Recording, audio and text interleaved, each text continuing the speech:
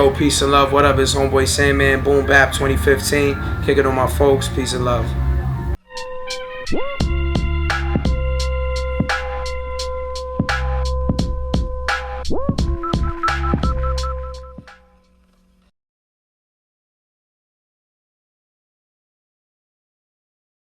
There's definitely a lot of love, you know what I'm saying, depending who it is, but yeah, there's a great hip-hop community with mad, you know, I like to take time to shout out a couple of people that I think get busy, try to spread the word, you know what I'm saying. I know cats try to support me and I try to support them, so I think amongst the cats that's really nice, there's a lot of love, but you know what I'm saying, because we get happy about people knowing about cats that are nice and helping out each other. That's nice, yo. Yeah. That made me think that there might not be some nice cats out there. Well, the thing about it is cats that ain't really that nice, they don't want people knowing about nice cats, because then people will kind of be like, yo, this dude's not that nice, this dude's nicer than him. But for like, I get up and I shout my boy Over Mike Eagle out, I shout my boy A$AP Rock out, my boy Odyssey out, my boy John Wayne out, you know what I'm saying? I shout these cats out because they're mad nice, and I'm not worried about them being nicer than me. I can't do what they do. They do something unique, which I can't do. But you know, like, that's all I was trying to say, you know what I'm saying? Yeah, I notice you're pretty eager to talk about positive things, like shouting out people you like, rather than not mentioning like names that you dislike. Yeah, I think there's a lot of, you know, there's already a lot of focus on, you know, people, you know, if you get something on Facebook or on email, it's very likely to be something that like, I don't like this or this is bad, or, you know, but yeah, people still sharing it all the time. And still like, it becomes a conversation about how whack something is, you know what I'm saying? To me, I try to make a conversation about how fly something is, you know what I'm saying?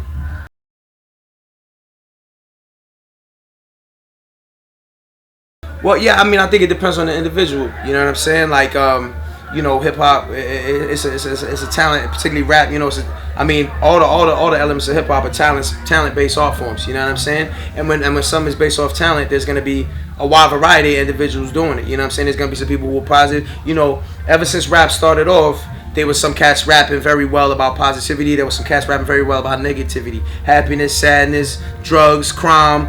You know, going to school, whatever the case was, you know what I'm saying? So I feel like hip hop, you know, I'm a dude who respects talent. Like, I just want people to be mad nice with it, you know what I'm saying? Like, my boy just brought up Kool G Rap. You know, I used to listen to Kool G Rap all the time, and he had records about shooting people in the stomach, you know what I'm saying? Like, but he was nice with it. So I was like, yo, he's nice with it. And a lot of dudes that I think are crazy nice, like Big Pun is one of my, you know, top dudes, and these dudes are crazy nice. They might be on some I'm not on as far as subject matter, but I could appreciate their art, you know what I'm saying? And at the same time, there's anybody who's nice with it, I'll mess with. So I think the art form is a talent-based art form more than it's positive. But I think that you could definitely put a whole lot of influx of positivity in it in a very powerful way, just because of how crazy the art form is.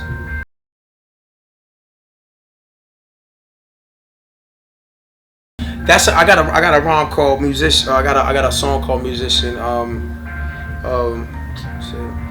And the rhyme says, I'm not trying to waste the instant trying to explain how I'm different from other rappers as far as their traits. Like, there can ever be a logical answer other than the music we making. When I'm dead and gone, my music will remain. Which is just to say, it's not in any other art form. Like, you're not gonna ask Stevie Wonder, Stevie, what separates you from these other singers? The answer is, can't nobody do what Stevie does. Can't nobody make records like Stevie. Can't nobody hit melodies like Stevie. Can't nobody hit notes like Stevie. You know what I'm saying? Stevie's my favorite all the time as far as musicianship.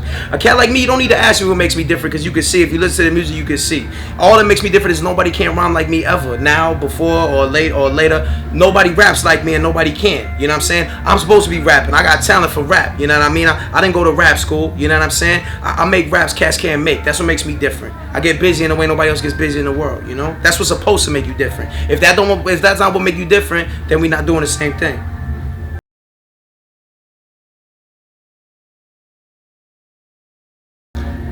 The ever bought, man. I used to buy a lot of singles. I remember definitely.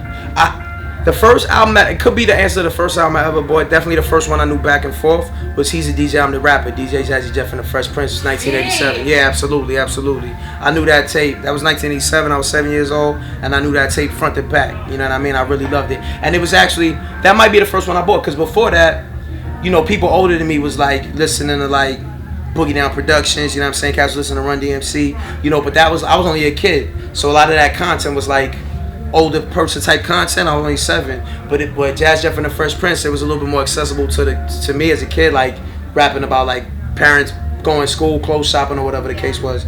So once I had that tape, I was able to appreciate some of these adults even more, you know. But I think that's the first one I bought. Yeah, maybe.